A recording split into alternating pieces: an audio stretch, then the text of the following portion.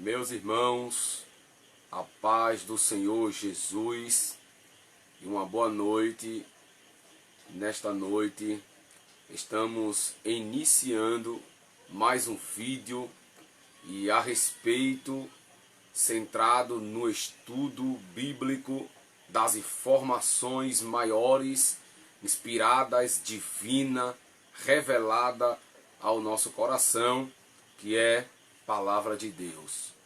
E nesse momento nós, como fizemos de outrora, um vídeo com a sua primeira parte, com o tema centrado a segunda volta de Cristo, ou a segunda volta de Jesus, voltando ao que Ele nos prometeu, acerca de nos levar para o céu, para as mansões celestiais, para a cidade a qual o construtor é Deus. E o primeiro tema da primeira parte dessa mensagem foi a confiança ou a firmeza da confiança da volta de Jesus. E nós estivemos ali falando da certeza, da fé que devemos ter, da perseverança, da confiança, vigilância, porque Jesus, ele vai voltar e ali nós estávamos passando estas informações bíblicas. E hoje, dando continuidade a este estudo da segunda volta de Jesus, o tema que trago hoje é o mesmo, é a volta de Cristo, mas com a segunda parte deste tema. E a segunda parte dessa mensagem do tema é os sinais da volta de Jesus, ou que antecede a volta de Jesus, do Jesus glorificado.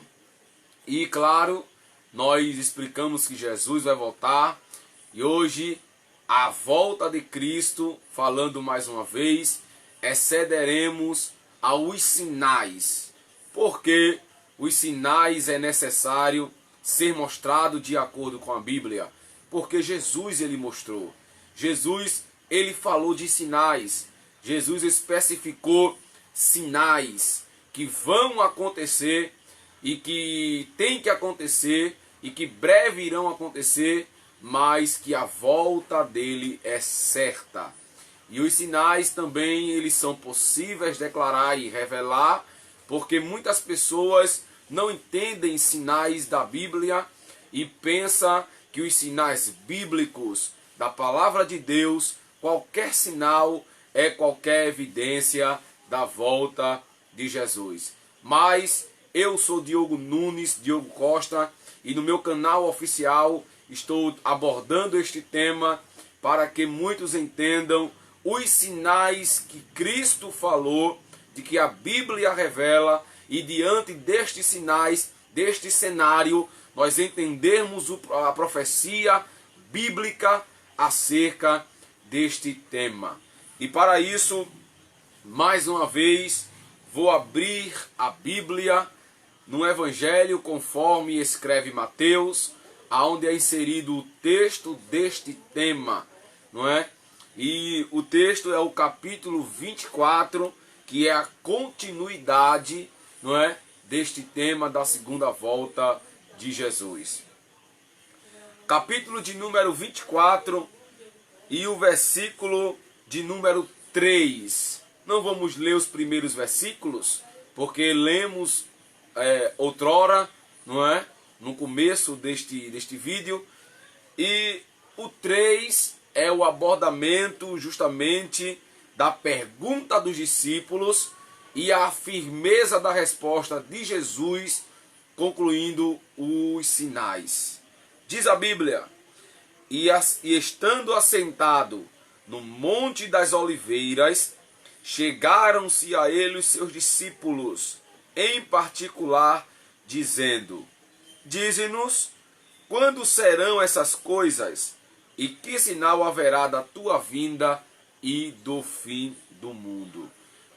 A essas coisas que os discípulos haviam perguntado acerca do templo, não é, de Jerusalém, eles perguntam a Jesus a tamanha edificação, a tamanhas pedras, o tamanho edifício do templo de Jerusalém, porque eles estavam admirados. E então eles perguntam porque Jesus havia lhe revelado que ali não ficaria pedra sobre pedra, que não seria derribada, seria destruída.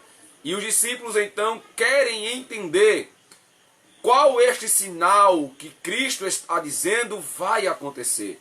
E isso é uma pergunta, meus irmãos, que todos nós indagamos, porque toda a profecia bíblica, todas as predições ditas, nós temos, claro, uma razão de correr atrás, de examinar a Bíblia, de buscar o conhecimento bíblico para entendermos a revelação do texto bíblico da palavra de Deus. E Jesus, é claro, neste tema ele revela.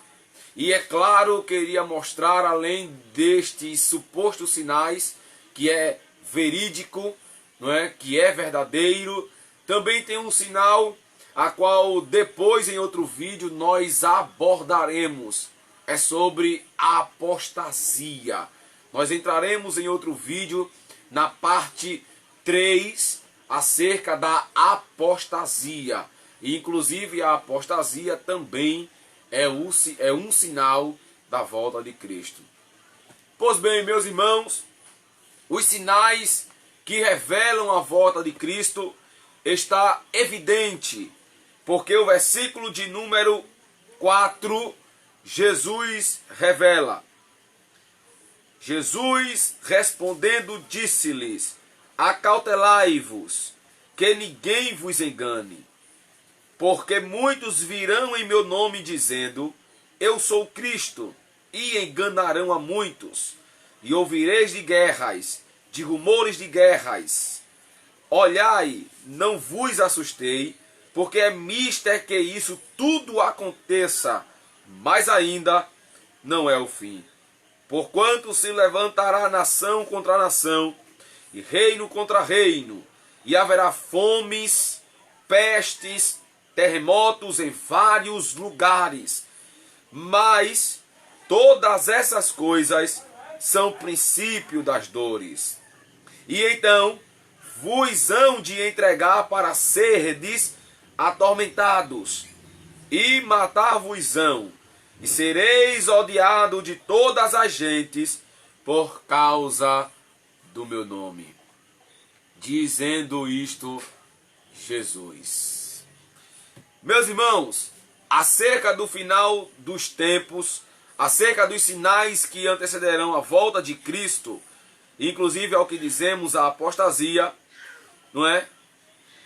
É um relato bíblico.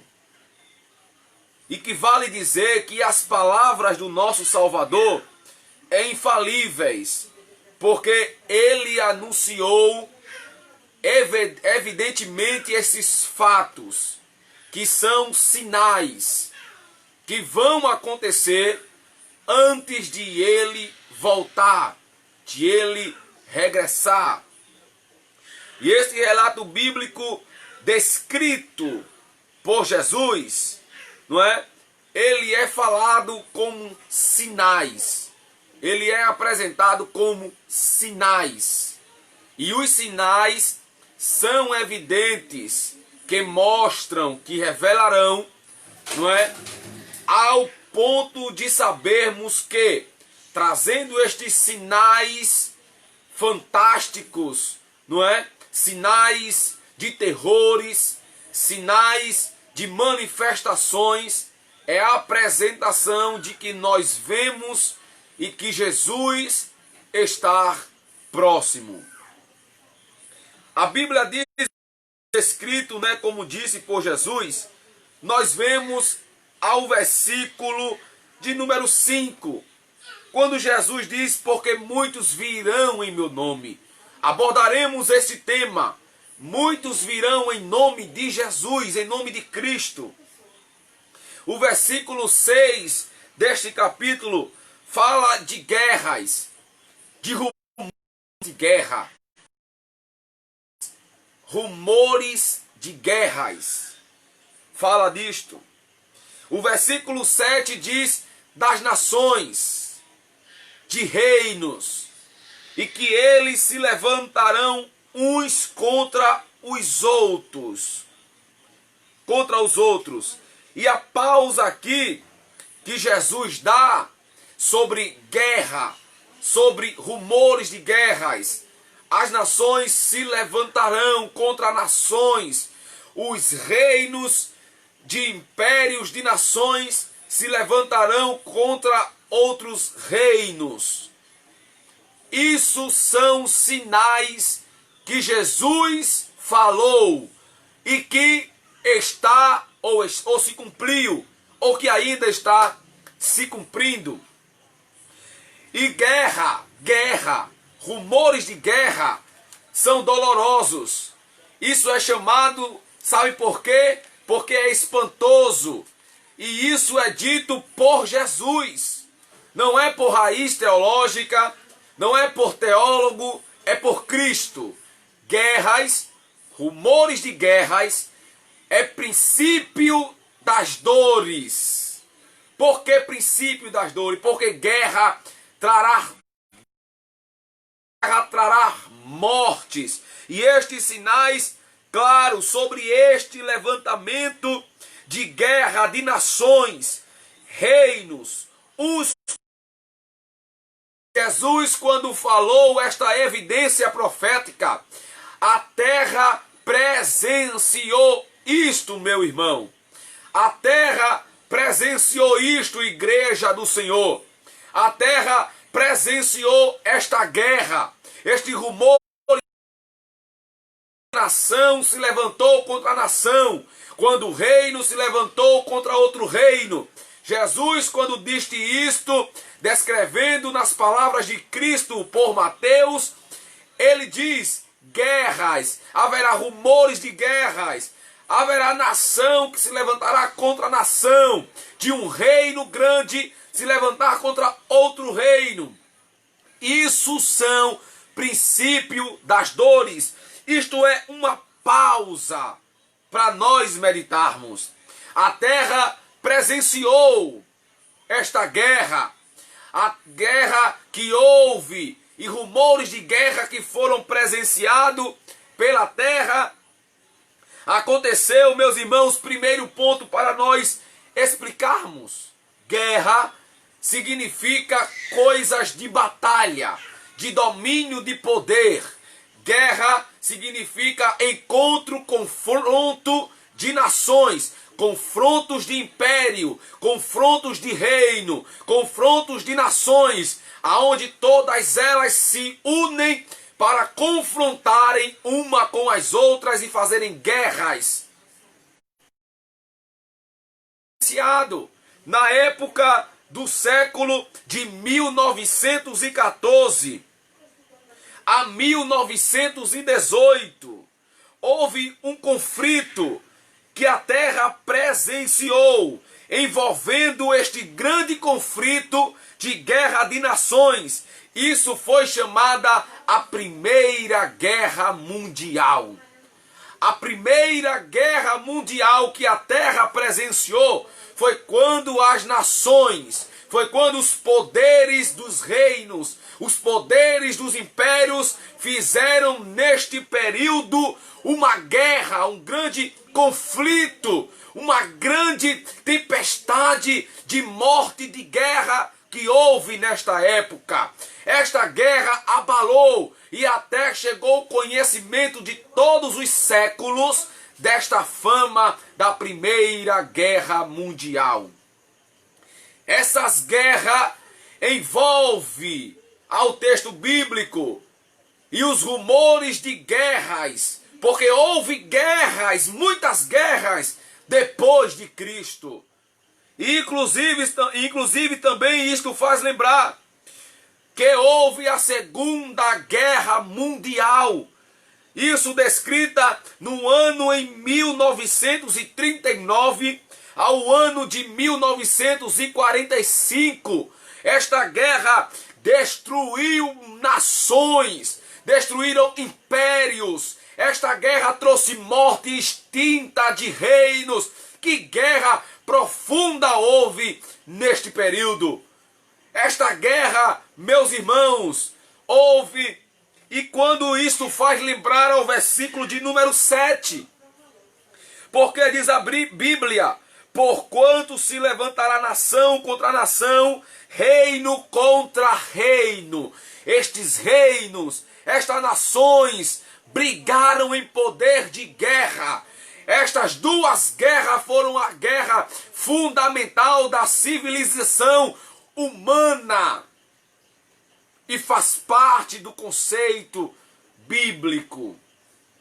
Meus irmãos, também Jesus prediz além das guerras, ele prediz a fome, ele prediz as pestes, ele prediz as pestilências que sobrevirão aos tempos. É claro que nós, quem é existido neste século, quem nunca viu o que é uma guerra mundial, quem nunca viu o que é uma nação se levantar contra a nação, olhe para isto, que no longo dos séculos da igreja houve muitas guerras, muitos rumores de guerra, e inclusive citaremos aqui nesta noite, e o que inclusive aconteceram ao povo de Deus. Também Jesus passa como sinal isto: guerra, rumores de guerra, fomes, pestes, são sinais que a terra presenciarão, que o povo da terra hão de presenciar. Isto sim são sinais que Cristo presidiu que iria acontecer e que aconteceu, e que no mundo asiático europeu está acontecendo, é a guerra, rumores de guerras. Depois de Cristo, isso muito aconteceu e vem acontecendo. Meus irmãos, também Jesus passa uma coisa para os seus discípulos. E claro, acerca dos discípulos, depois deles, pelo poder, claro, do Evangelho, do poder da palavra de Deus, os discípulos, depois deles, a igreja iria crescer. A igreja hoje cresceu ao longo dos séculos, mas nunca lembre que o Evangelho crescido, a igreja crescida, glória a Deus, ela passará por isto aqui. Jesus falando, observe no versículo de número 7, no decorrer disto, Jesus então fala para os discípulos no versículo 9, quando ele diz: então vos entregar para serdes atormentados, e matar-vos-ão, levarão nas sinagogas, perante reis, governadores, vocês vão ser odiados por causa do meu nome, por causa de mim. Jesus dizendo, vocês vão ser levados à presença de governadores, de líderes, de imperadores, vocês vão ser entregados à mortes. Jesus estava dizendo isso para os seus discípulos. E eu queria dar uma ênfase a isto aqui, porque tem crente que pensa que Jesus, por falar isto aqui, já aconteceu. Claro, Pedro morreu, foi martirizado. Paulo, a igreja primitiva dos séculos, depois de Cristo, foi martirizada. Muitos cristãos foram mortos. E eu vou passar isso ao decorrer deste vídeo, porque cristão pensa que a igreja de Cristo não enfrentará isso. Meus queridos, Jesus não falou somente isso para os discípulos. Jesus falou claramente quando eles estavam naquele momento ali, mas é evidente se você ler a história do cristianismo, a história das religiões, a história do evangelho, os séculos que viveu a igreja de Cristo, elas foram perseguidas, caluniadas, escanteadas, jogadas, martirizadas, como luz em meio a densas trevas, foi apagada, mas sobrevivida. Sabe por quê? Porque Lembre-se o que Cristo disse acerca da sua igreja, dos seus discípulos. Vocês vão ser entregues, mortos, extintos, por causa do meu nome. Mas eles não abriram mão da sua fé. E isso, meus irmãos, nós entendemos uma coisa, que quando Cristo foi assunto aos céus, e os discípulos foram em cumprimento da palavra deste versículo, em que eles foram mortos, extintos e martirizados, os apóstolos de Cristo, os discípulos, a igreja primitiva crescia. A igreja em Roma crescia. A igreja em toda a Europa, em todo o Mediterrâneo, na Idade Média crescia. Quanto mais cristão morria, mais a igreja crescia. Quanto mais eram perseguidos, mais a igreja crescia. Oh, louvado seja Deus! Porque Jesus estava com a igreja. Jesus estava com a igreja. Oh, louvado seja o nome de Jesus.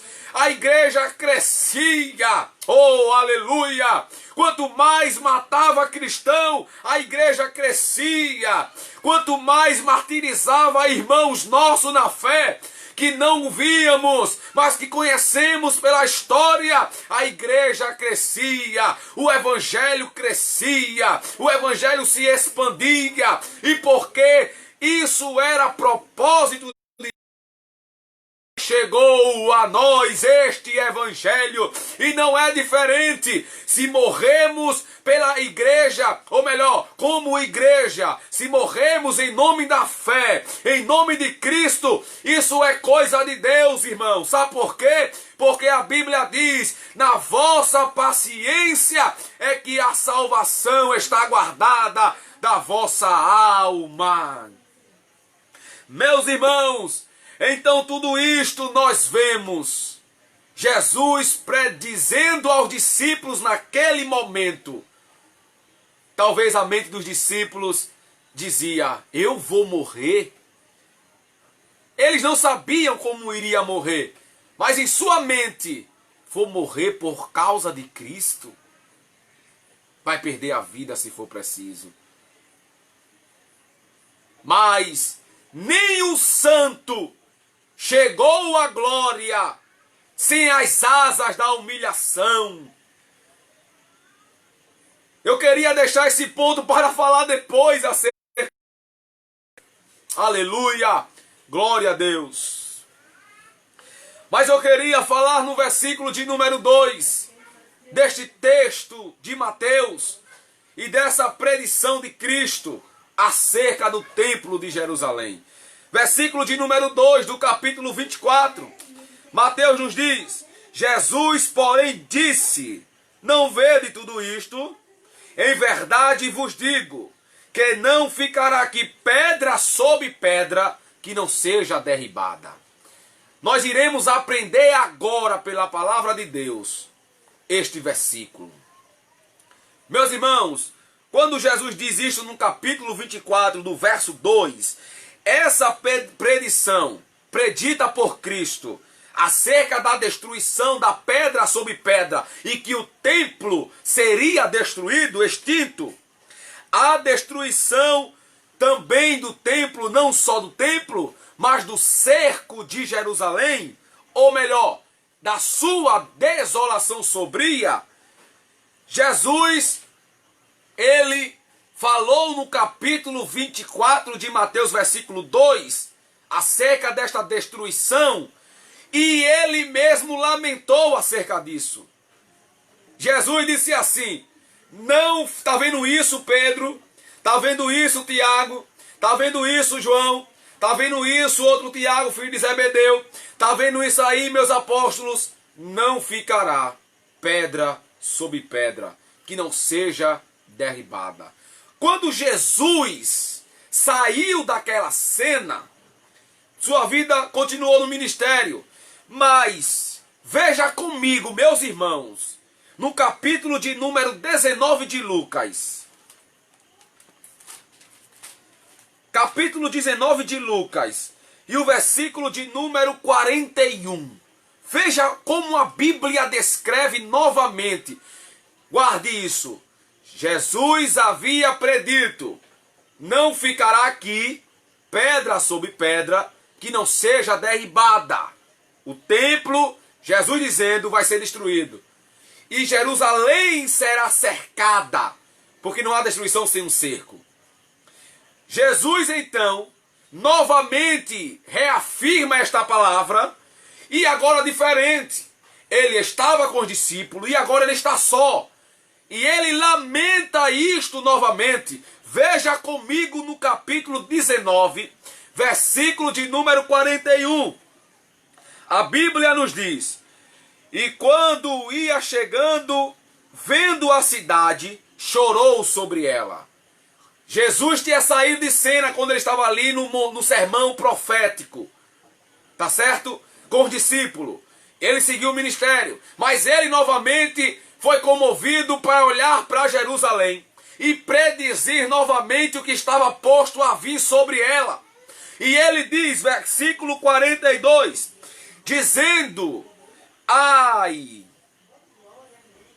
não é? Se tu conheceres também ao menos este teu dia, e que tua paz pertence, mas agora isso está encoberto aos teus olhos. E ele diz: porque dias virão sobre ti, em que os teus inimigos te cercarão de trincheiras, e te sitiarão, diz a Bíblia, e te estreitarão de todas as bandas, e te derribarão a ti e a teus filhos, que dentro de ti estiverem, e não deixarão em ti pedra sobre pedra, pois que não conheceste o tempo da tua visitação. Meus irmãos, está vendo aqui Jesus novamente reforçando, refalando a profecia, só que agora ele chora. Ele fala chorando com choro. Por que Jesus chorou nesta mensagem? Porque ele sabia, irmão, que uma coisa sombria viria sobre Jerusalém, e o templo seria destruído, e a cidade seria cercada, sitiada, as tranqueiras das ruas ficarão isoladas, não haverá nada, não haverá alegria, não haverá paz sobre Jerusalém, porque cercarão ela e destruirão o templo e sitiarão, desolarão a nação de Jerusalém, Israel. Isso se cumpriu, meus irmãos. Veja comigo, neste texto, em Jerusalém, para nós conhecermos como foi que essa palavra se cumpriu. Guarde isto, presta atenção. No reino de Salomão, após Davi ter dado a ele o reino, e ele reinou na nação de Jerusalém, ele ergueu um templo. Salomão ergueu o templo em Jerusalém. O templo foi erguido por Salomão. Diz a Bíblia que quando ele ergueu o templo em Jerusalém, Salomão ergueu o templo, a Bíblia nos diz que no ano 87, Nabucodonosor, com o império da Babilônia, veio e destruiu Jerusalém por completo. Ele destruiu o templo, tocou fogo na cidade, tirou de lá todo o povo. Isso não foi profecia de Jesus. Guarde isso. Isso foi dito por Cristo para acontecer. Porque ele ali está falando para acontecer. Mas estou contando a história da cidade e do templo que já havia sido destruído. E que na profecia de Jesus irá ser destruído mais uma vez. Veja comigo. Capítulo de número 25, livro de 2 Reis. Abra sua Bíblia se você quiser, para nós vermos esta verdade. Livro de 2 Reis. A Bíblia nos diz, capítulo de número 25, versículos de número 1 ao... Diz a Bíblia: E sucedeu que no 9º ano do reinado de Zedequias, no 10º ano do mês, Nabucodonosor, rei da Babilônia, veio contra Jerusalém, ele e todo o seu exército, e se acamparam contra ela, levantaram contra ela transqueiras em redor, e a cidade foi sitiada até ao 10º ano do rei Zedequias. Aos 9 dias do 4º mês, quando a cidade se via apertada de fome, observe, havia fome, ela foi sitiada e tinha fome, havia fome. Agora veja o versículo de número 4. Então a cidade foi arrombada, e todos os homens de guerra fugiram de noite pelo caminho da porta que está dentre os muros, junto ao jardim do rei, porque a cidade em redor. Está vendo aí, meus irmãos? Agora, veja o versículo de número 5. Porém, o exército dos caldeus perseguiu o rei e alcançou. Rei aqui era Zedequias. Mas Zedequias estava reinando em Jerusalém e no templo construído pelo rei Salomão. Quem construiu o templo foi Salomão. E neste período aqui, que Jerusalém foi sitiada, atacada por Nabucodonosor, quando ele veio com o exército, destruiu a cidade, tocou fogo em Jerusalém, derribou o templo, assolou a nação, foi no reinado de Zedequias. Mas o templo foi construído por Salomão. E esse texto, eu não vou ler para não alongar muito, você mesmo vê na sua Bíblia que havia neste momento matança de povos. Nabucodonosor matou metade do povo de Jerusalém, pegou o judeu, levou cativo para a Babilônia.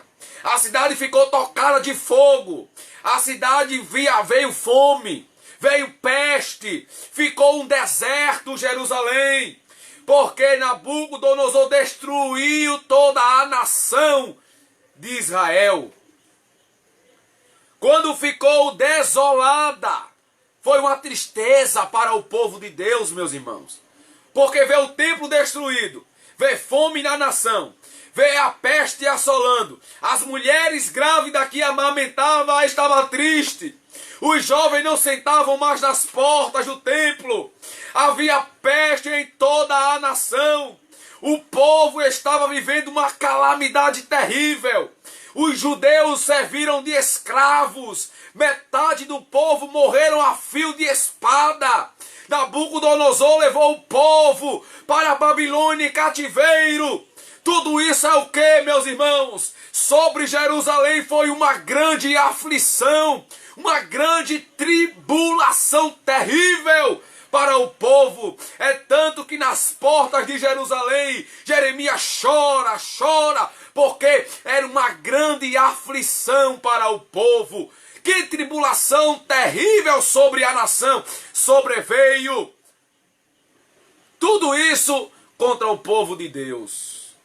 E diz a Bíblia que no ano seguinte, nesse dia de terrível e tristeza, o povo de Jerusalém dentro da nação estavam vivendo uma aflição e tribulação terrível.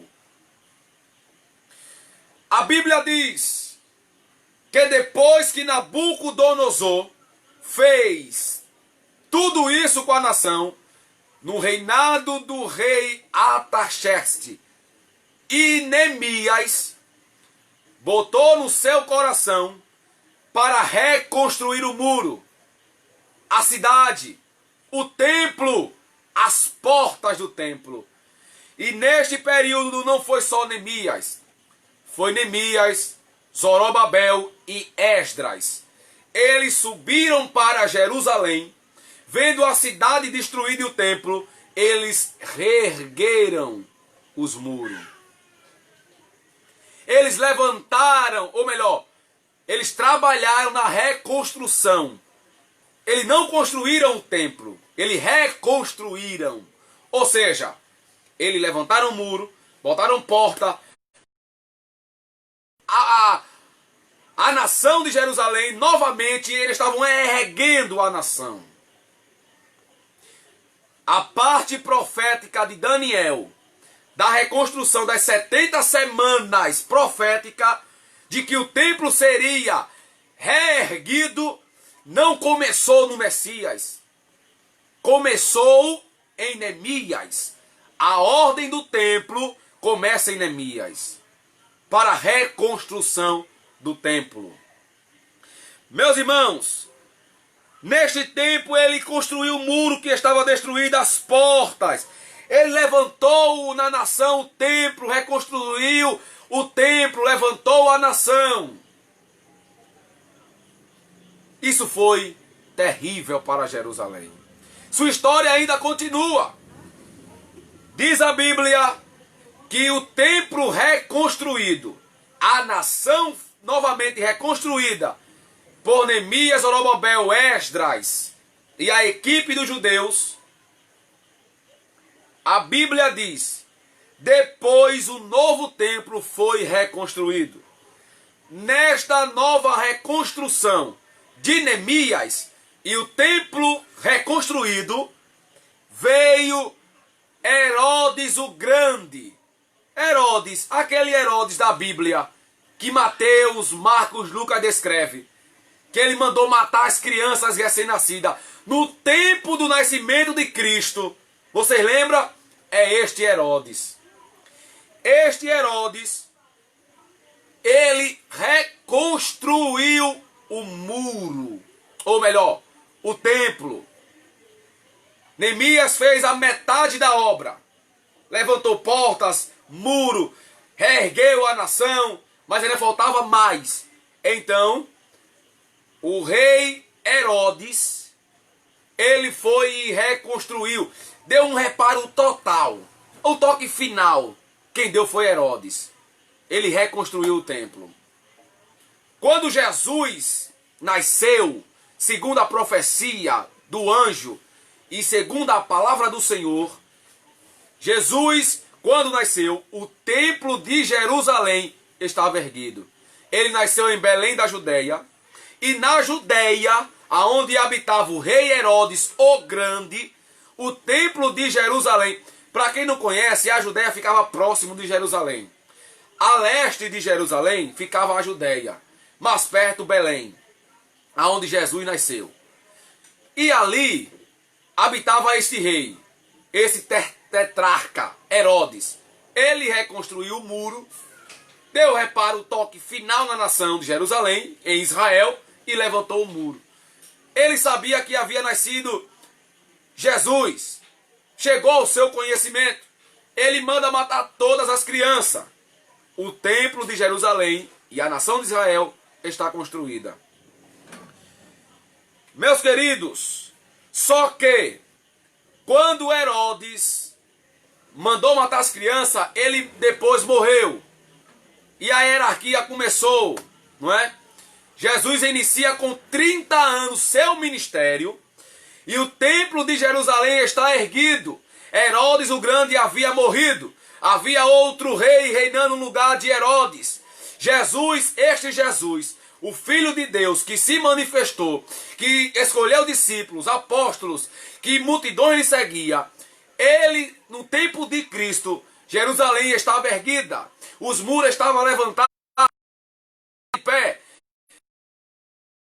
No capítulo 19, ou melhor, capítulo 24 de Mateus, os discípulos vê a construção do templo e vê que as pedras são grandes, a edificação é grande, o templo é uma maravilha. E então Jesus diz, não ficará aqui pedra sobre pedra que não seja derribada, porque o templo estava erguido. Jesus estava dizendo que iria ser destruído. E novamente no capítulo 19 de Lucas, Jesus está dizendo, com tristeza, com choro e amargura da alma, que Jerusalém passaria novamente por a grande tribulação e aflição que viria sobre a nação. Diga glória a Deus por isso. Aleluia. Louvado seja o nome de Jesus. Então Jesus diz: Jerusalém, tu estás erguida. O templo está de pé. Os muros estão levantados. A nação pode estar feliz. Mas virão dias sobre ti, que as ruas novamente se fechará. Os muros serão cercados. O templo vai ser destruído. Vai vir grande fúria e grande perseguição de tristeza, angústia sobre ti novamente. E isso acontece, se cumpriu. Aí entra o que eu estava dizendo anteriormente, da profecia cumprida desta aqui, do capítulo 19, da destruição de Jerusalém.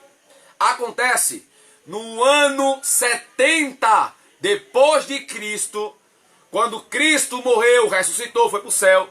No ano 70 veio o imperador mau e um pior ainda, grande general, inimigos de Jerusalém e de Israel e dos judeus, inclusive. Seus nomes eram Vespasiano e o grande general Tito. Eles vieram, destruíram a nação.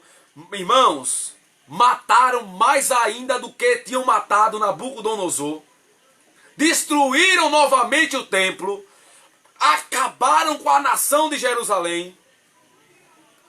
As ruas ficaram desertas. Veio fome. As mulheres que amamentavam estavam tristes novamente.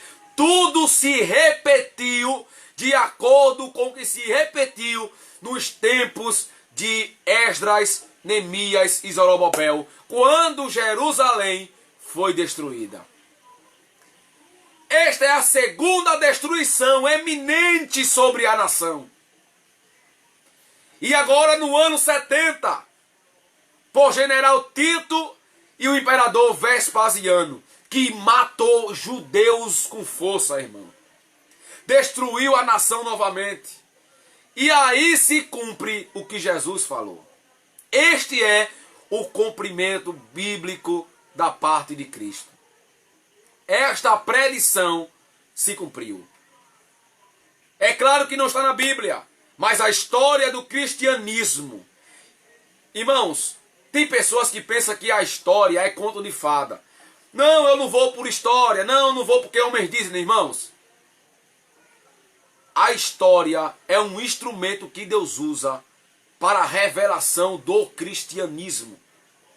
E a história do cristianismo de Cristo conta que no ano 70, Vespasiano e Tito destruiu o templo, assolou Jerusalém, as mulheres que davam mamar seus filhos choraram, todo mundo ficou triste, fome, peste, guerra, matança, prisões, escravidão, coisas terríveis sobreveio na época de Vespasiano e Tito.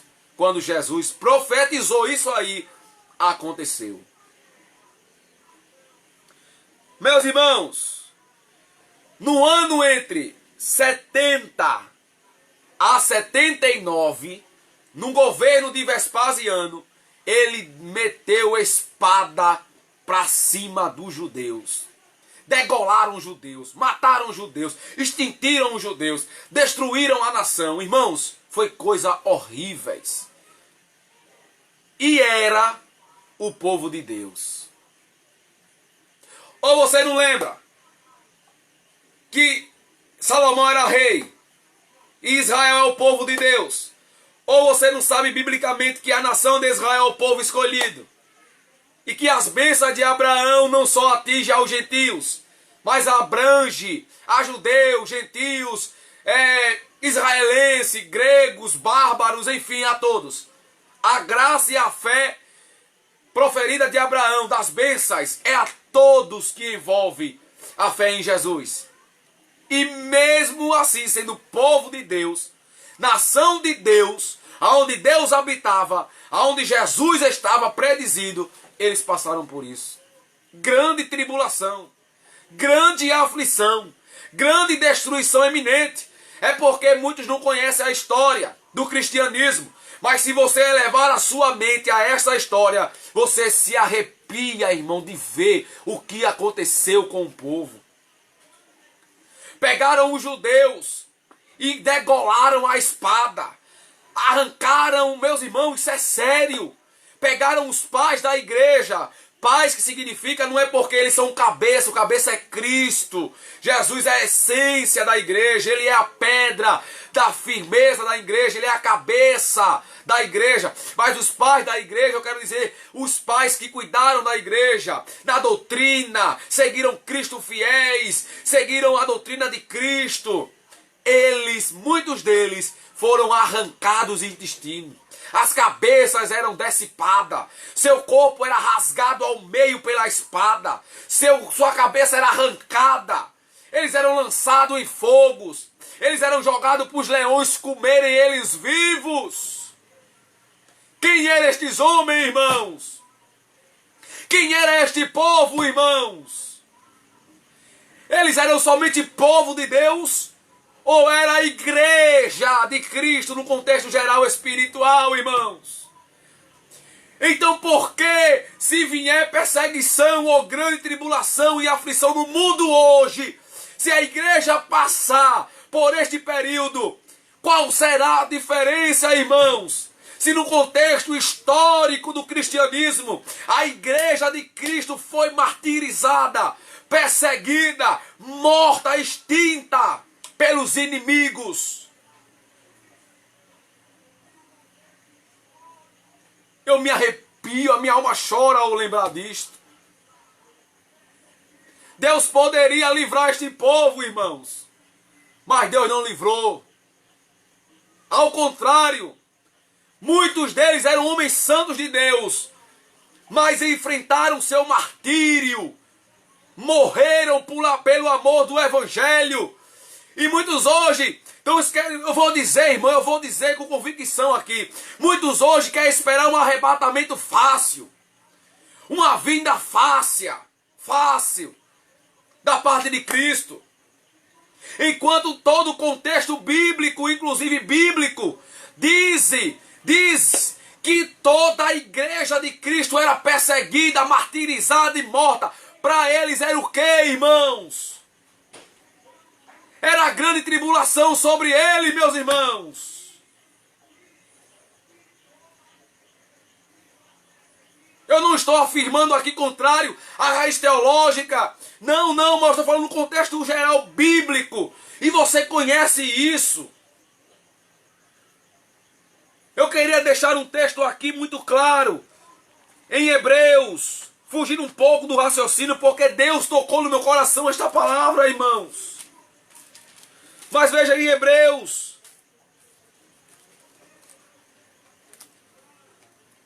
capítulo de número 10. Veja esse texto em Hebreus 10, versículo de número 32. Hebreus 10, 32. Veja o que diz, irmãos.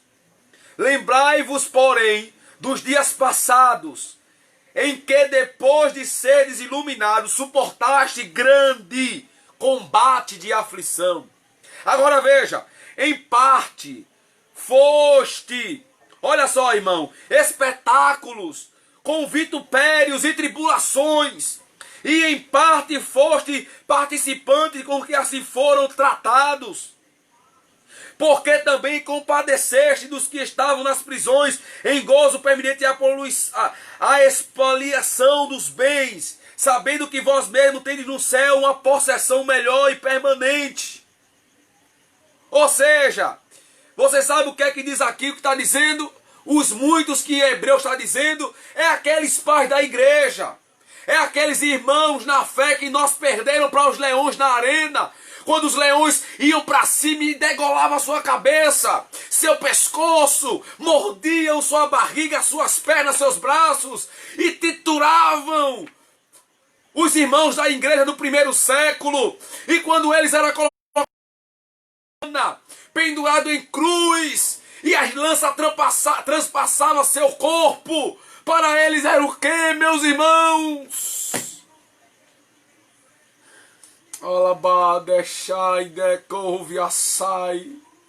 Para eles era tribulação e grande tribulação, meus irmãos.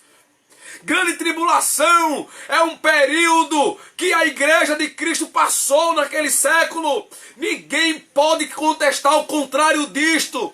Era grande tribulação para a igreja de Cristo eles passarem por isso. Por que então a igreja não pode passar, irmãos, neste século?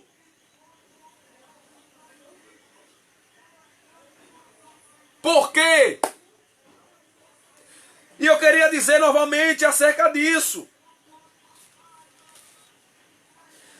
Que a Bíblia ela nos diz. Isso é muito profundo, meus irmãos.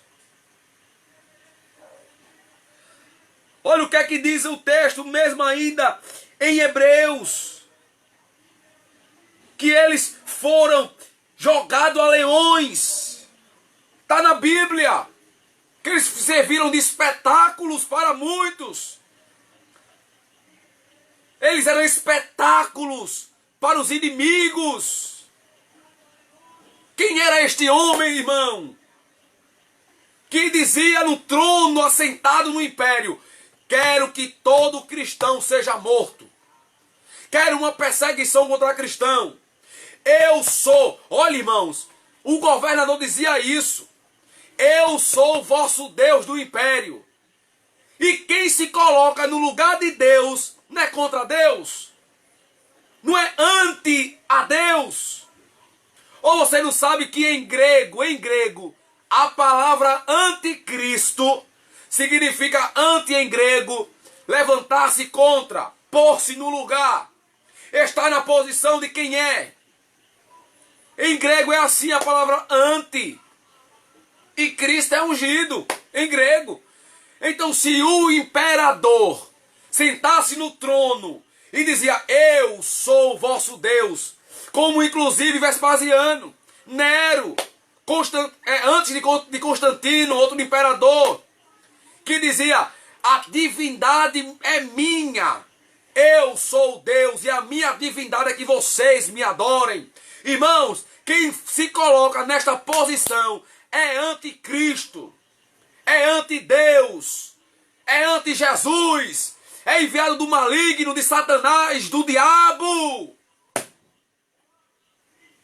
É enviado dele. E ele se declarava que era Deus. Sentava no trono e dizia: eu sou vosso Deus, me adorem. Eles diziam isso e muitos adoravam no império. Mas a igreja de Cristo não a adorava. Era por isso que eles morriam. Era por isso. Porque eles não adoravam a homens. Não se encurvavam a homens. Mas vamos voltar para isso. Para esse conceito. Como disse, que muitos foram mortos, extintos, destruídos. Irmãos, eu queria dizer algo aqui dentro do contexto desse contexto. Se a igreja sofrer isto, não será diferente. Os irmãos que passaram por isso, era grande tribulação e grande aflição sobre a sua vida. Meus queridos, diz aqui também, Jesus revelava muito acerca disso, da grande tribulação, da grande aflição que sobreviria no mundo. A grande tribulação que Cristo fala, ou a grande aflição, não é se referindo a um período que vem aí. Não, irmãos, todo tempo aconteceu isto na vida da igreja, no mundo. Como acabamos de dizer, que para os pais, para a igreja, eram suas grandes tribulações. Era a grande tribulação sobre o povo de Deus, sobre a igreja de Cristo. Agora, Inclusive, meus irmãos, ao antigo dos séculos, até a antiga década ou período. Inclusive, quando Nero passou, Vespasiano, quando chegar até a década do ano 313, quando Constantino, imperador Constantino, reinou no império, aí mudou-se as coisas. Levantou-se então o cristianismo de Constantino. Qual era o cristianismo de Constantino? O cristianismo de Constantino, imperador romano de Roma, era a Igreja Romana Católica. O cristianismo de Constantino era esse. Ele não desencadeou nenhuma perseguição contra a igreja. Nenhuma. Inclusive, ele levantou-se um cristianismo de acordo com suas regras, de acordo com os seus mandatos, de acordo com a ordem dele. Cessou-se. Mas Jerusalém, o templo e o povo passaram muita coisa horrível, meus irmãos. Horrível. E lembre-se, eles eram a igreja de Cristo. Eles eram. E eu queria resumir nesta noite que os sinais da volta de Cristo revela-se nestes que a gente apresentou. E eu queria dizer uma coisa aqui importante nesta noite. As pestes, as pestilências, as doenças mais, meus irmãos, acontecem no mundo. Deus permite tudo isso acontecer, como anda acontecendo. Mas priorize a palavra de Deus, pelos sinais verdadeiros que ela apresenta, pelo que ela diz, pelo que ela revela. Jesus está voltando. E os sinais estão evidentes. E os sinais acontecem. Mas guarde isso. A igreja de Cristo não sofrerá a ira, o juízo de Deus que ele vai derramar sobre a terra. A igreja não. Não passará. Não enfrentará, melhor dizendo. Mas grande tribulação, grande aflição, grande perseguição, grande matança de cristão. Se a igreja passar, para a igreja, isto é fundamental. Porque desde o longo da história do cristianismo, no seu contexto bíblico, eles passaram. Que diferença fará se passarmos hoje? Então, irmãos, só é tempo de despertarmos e de buscar a Jesus, firmar a nossa fé nele, firmar a confiança nele, porque ele está às portas. Tudo o que acontece no mundo, de doença infernal, de sinais, tudo é sinais de Deus. Na época, em 2023, não sei se vocês lembram, mas no mundo houve uma doença incurável infernal. No ano 2000 e a parte antes de alguns períodos, sociologicamente falando e cientificamente falando, eram incuráveis. Inclusive, como a AIDS, como o câncer, como tumores malignos. Tudo isso sobreveio no mundo. Toda a raça humana, inclusive alguns pegaram isso. Isso tem pessoas que não sabem distinguir e naquela época que exigiram, eram sinais de Deus. Irmãos, sinais de Deus está na Bíblia. Estude, examine, veja o contexto. Porque uma coisa é certa, Jesus, pela sua palavra, Ele fala conosco. Ele revela a nós. E eu queria concluir este vídeo e apresentamos os sinais. Apresentamos grandes sinais, inclusive alguns cumprimentos, como falamos, bíblicos acerca da história de Jerusalém, do povo de Israel, judeu, da igreja de Jesus, no modo geral. E os sinais, como pestes, fomes, guerras, tudo isso passamos nesta noite. Próximo vídeo, da parte 3, passaremos biblicamente os eventos finais da Bíblia. Como apresentando, envolvendo a volta, como Jesus virá. Ele se apresentará à sua volta. Como será a volta de Cristo? A Bíblia diz. Como será o arrebatamento da igreja? Do soar do aparecimento. Estaremos passando e pregando aqui esta mensagem na terceira parte desta mensagem da volta.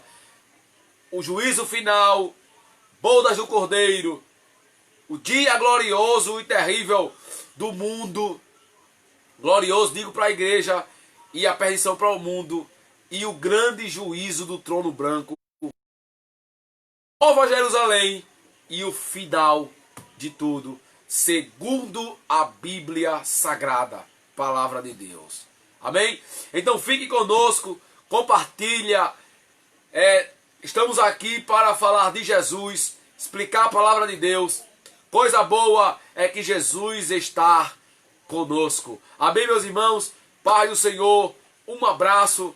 Qualquer coisa, meus queridos, qualquer coisa, deixe seu like lá no canal do YouTube. Nós temos um canal no YouTube, Diogo Nunes Oficial. Se inscreve no canal, deixa teu comentário. Nós estaremos lá para responder. Estaremos lá para divulgar a palavra de Deus, o Evangelho Santo e Sagrado de Cristo. E nós estaremos sempre com a palavra de Deus para pregar, falar sobre este dia glorioso. Teremos uma terceira parte desta mensagem e o que eu disse, inclusive, vai estar abordando aqui nesta noite. Amém? Meus queridos, que a graça de Deus, que o amor, que a bênção, que as misericórdias do Senhor se estenda até a sua vinda, a sua volta sobre a vossa vida. Deus continue abençoando em nome de Jesus.